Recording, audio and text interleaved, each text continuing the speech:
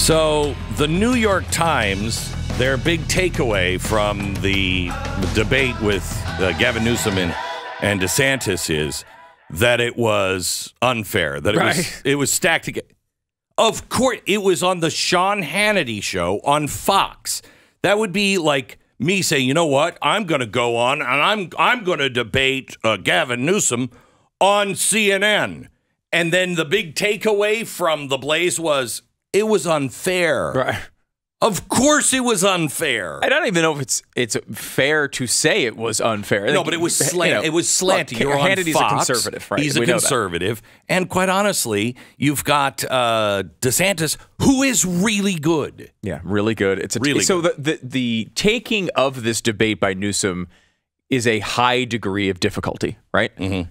It's not an easy task to go on the Hannity show and try to beat Ron DeSantis in a debate. But I will say, like, it's one of those things that, like, you know going in. Right. If you don't think you can absolutely dominate Ron DeSantis, you do not take this opportunity, quote-unquote opportunity. Sure. And so a couple of takeaways from this, from the big picture, and we should play some of the clips. Number one, Newsom basically blew up his career last night. Well, he had a good chance. Yeah. I mean, this was... You don't take this on unless you're somebody that can actually, do it, knock him out.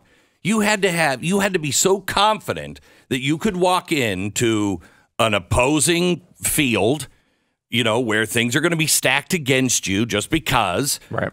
And take him on and have a couple of knockout punches. Did he have any? No, it was really a catastrophe for him. And so you had that, the interesting part of this, and if you're going to take this in a way that is going to make you understand the Newsom choice, right? This was basically the last wall here for the person who wants to say, we need to replace Joe Biden. Like, this is not working with Biden. We need someone who is going to do something different than lose with an 81-year-old candidate, right? Like, you need somebody who's going to do something impressive. Let me give you a different scenario here. Okay. You have a situation where Gavin Newsom comes into this very unfriendly room against a tough candidate and destroys Ron DeSantis in the debate. Mm-hmm. Let's say that happens. There would be people excited to say, guys, look, we love Joe Biden. He's served our party for 50 years. But come on. He's losing to Donald Trump. Gavin Newsom would destroy Donald Trump. We've got to make that move. And this is about the last chance you have to make a move like that. All right, let me go on a couple It didn't happen, though, right? So he had an opportunity here. It didn't happen. Right. So here is a clip, DeSantis versus Newsom. Watch this. The stats are very clear. One at a time. On a per capita age-adjusted basis, California and Florida basically the same. Now, why is that important? Because Gavin Newsom did huge damage to people in California. He ruined livelihoods. We reopened the state very quickly. We saved thousands of jobs. We saved hundreds of thousands of jobs, thousands of businesses. We had our kids in school. He had the kids locked out of school because of the teachers union. That is having a generational impact. California has one of the lowest literacy rates in the country. In the most recent NAEP exam, Florida came in number 3 for 4th grade reading. California was far, far behind. So you should apologize for not getting your kids in school. Why didn't you get the kids in school in the summer of 2020 like we did? You vowed to the teachers union. You didn't do the job you should have done. Right. I mean, that's what would happen in any debate. Right. So that's not unfair.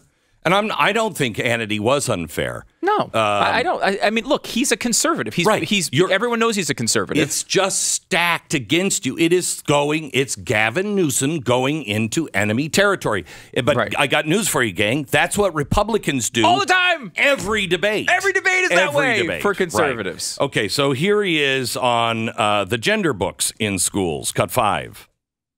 Or is it the role of the school? What is the role?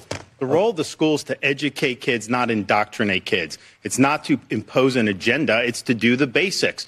And what we've said in Florida is it's inappropriate to tell a kindergartner that their gender is a choice. It's inappropriate to tell a second grader that they may have been born in the wrong body. Now, California has that. They want to have that injected into the elementary school. My wife and I have a 7-5 and a 3-year-old. We don't think that that's appropriate. And I know most parents do not think it's appropriate. It's also important to respect parental rights to know what curriculum is being used in the classroom, and everything should be age appropriate. I actually have something that I brought that some parents have objected to. So this is a book that's in some of the schools in California. In Florida, this is not consistent with our standards, called Gender Queer.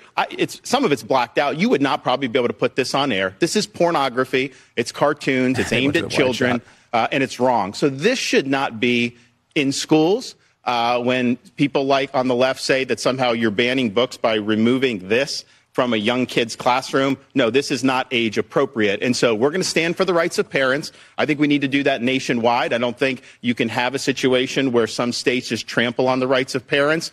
Parents have a fundamental right to direct the education and upbringing of their kids. I have to tell you, I think DeSantis should take this as a massive win. What Gavin Newsom was trying to do to tell the Democrats, I'll destroy these guys, DeSantis just did. This should be DeSantis' entire campaign right now. Show people what it would look like if he were the candidate. If he were in the general, this is what you would get. Remind people that this is what he should do. Now, look, you're not going to get idiotic governors to come debate you, and it wouldn't make any sense to do debates with other governors. But you do have an entire liberal media. You have The View. You have a million opportunities where you could go and do these types of things. And it's like, take those opportunities and show people, don't try to walk. Like, it's difficult to walk the line, right? As a Republican candidate in this primary, we've seen 0 people be successful since Trump walked in. Dozens of candidates have tried this, right? It's really hard to walk this line because a lot of people really like Trump. You can't really say anything bad about him. It's just a difficult thing to do. This is not difficult. There's a million people on the left that are going to want to take their shot at Ron DeSantis. Go in there and mix it up with the left constantly. Act like you're the general election candidate. Go there and show everybody how much better you'll be than any of the other candidates, and that's probably his best path to actually winning this Let's go to cut 7 quickly. Here's Newsom. You think he's 100%? I've been spending plenty of time with Joe Biden in private and public. You don't know. And by the way, results matter.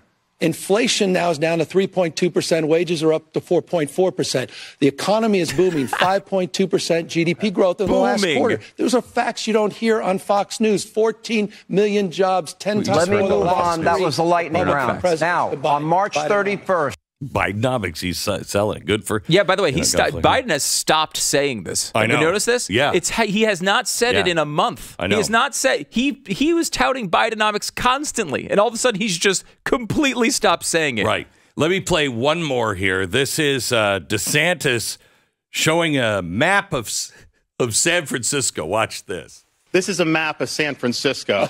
There's a lot of plots on that. You may be asking, what is that plotting? Well, this is an app where they plot the human feces that are found on the streets of San Francisco. And you see how almost the whole thing is covered. Because that is what has happened in one of the previous greatest cities this country's ever had. Human feces is now a fact of life, except when a communist dictator comes to town. Then they cleaned up the streets. They lined the streets with Chinese flags. They didn't put American flags there. They cleaned everything up. So they're willing to do it for a communist dictator, but they're not willing to do it for their own people. Incredible. He was stunning. He was stunning last night. And this is one of the things. Gavin Newsom, in theory, is much better than Gavin Newsom in reality. Oh, yeah. This idea that this is always a younger guy, he's a good-looking guy, he's well-spoken. Watch him. All you can say watching that television screen last night, any rational observer would look at Gavin Newsom and just think the word douche. That is who that guy is. I know it's not the nicest way to put it. I got it. But that is all you would think about watching him. And the idea that this is their bench, this is the guy that they're depending on for the future of the party. Right. It should give you incredible optimism for the future of conservatism.